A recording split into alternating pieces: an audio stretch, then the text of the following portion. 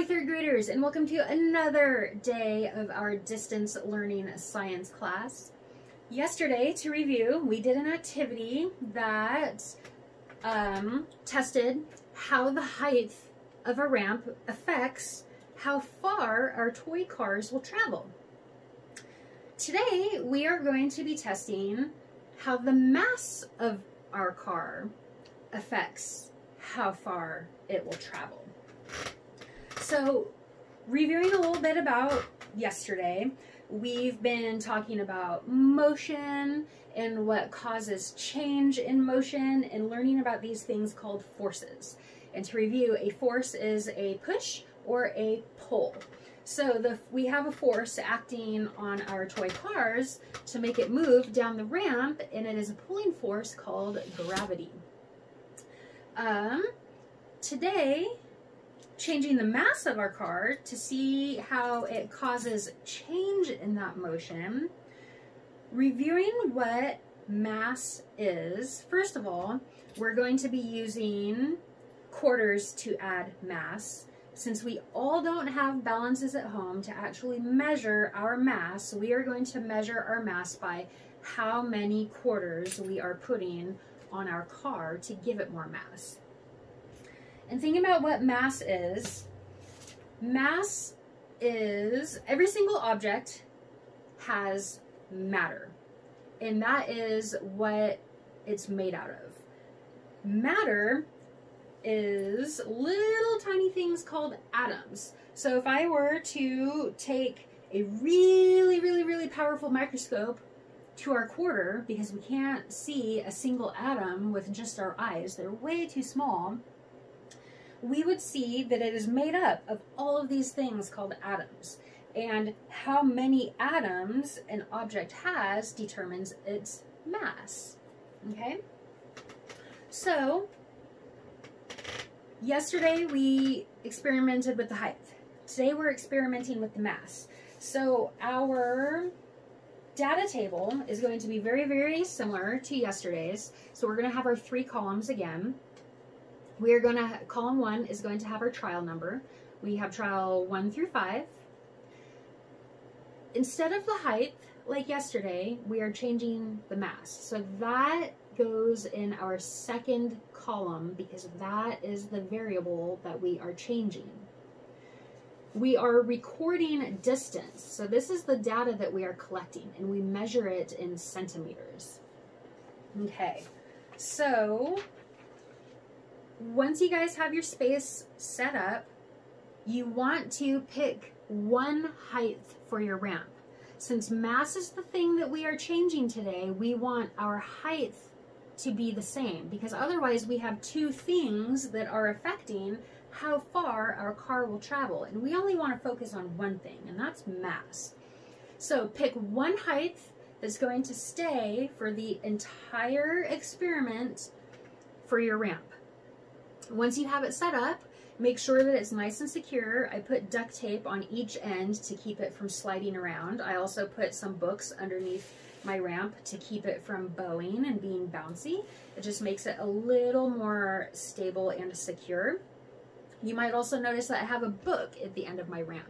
This is because I am demonstrating how to let our car go, but I am not set up for it to go on until it stops by itself. You guys are going to be working in the same space you worked yesterday, so maybe a kitchen floor or hardwood floor where it's nice and open, where you can let your car go until it stops all on its own. And when it stops all on its own, just like yesterday, you're going to use your measuring tape and measure how far your car traveled from the edge of the ramp until where it stopped. Okay? I also am using duct tape for my toy car to secure my quarters so that they don't fall out during its motion. So if you decide to use tape, just be sure that the tape isn't getting in the way of the wheels or the ramp when it's traveling, okay? Because that can cause friction and slow it down. So our very first trial, I am going to add a mass to my car. And remember, the springy end of the car is the front bumper. The solid end is the back bumper. So choose how many quarters you want to put in your car. It is your choice. I am putting in 2 quarters in my car, and I need to record that on my data sheet. So for trial 1, I am using 2 quarters for my mass. I record 2 quarters. This is the total number of quarters in my car. I am going to place it at the top of my ramp, let go, let it roll until it stops on its own, and then measure the distance from the ramp to my car and record that in my distance column in centimeters, okay? So I want you guys to go ahead and pause the video, do your first trial, and then come back for further instructions for the rest of the trials. All right, so you guys have done your first trial. Now we need to add more mass. We are increasing the mass each time we do a new trial. So I am going to add more quarters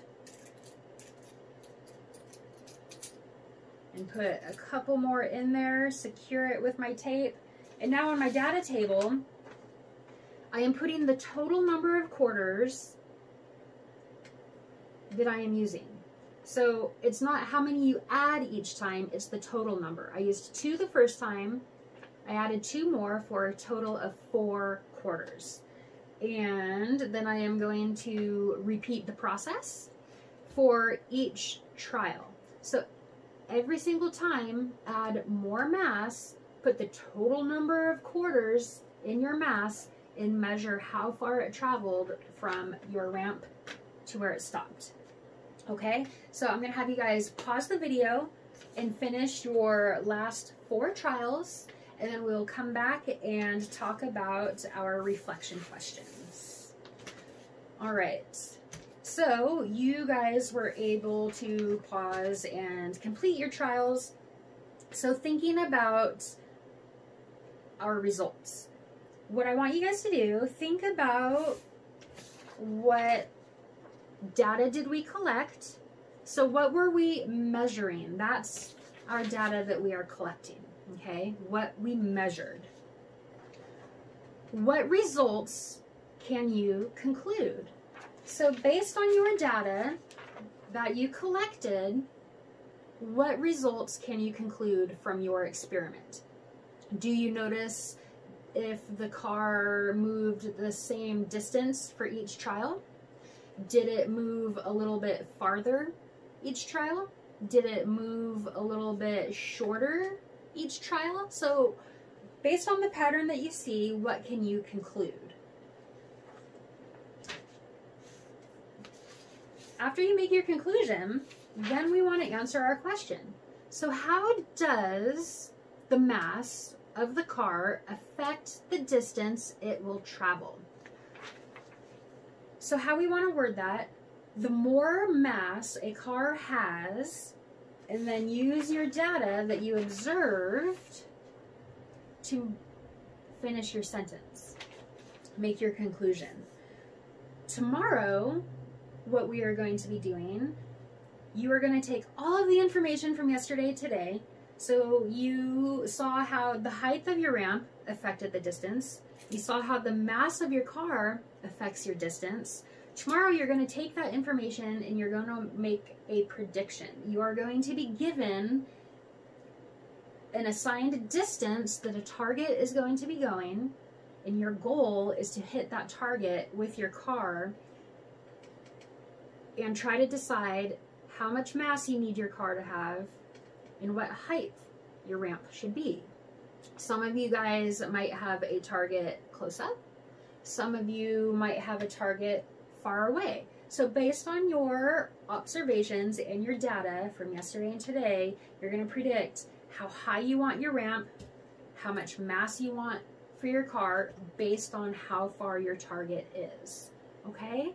So I will see you guys tomorrow for our target practice.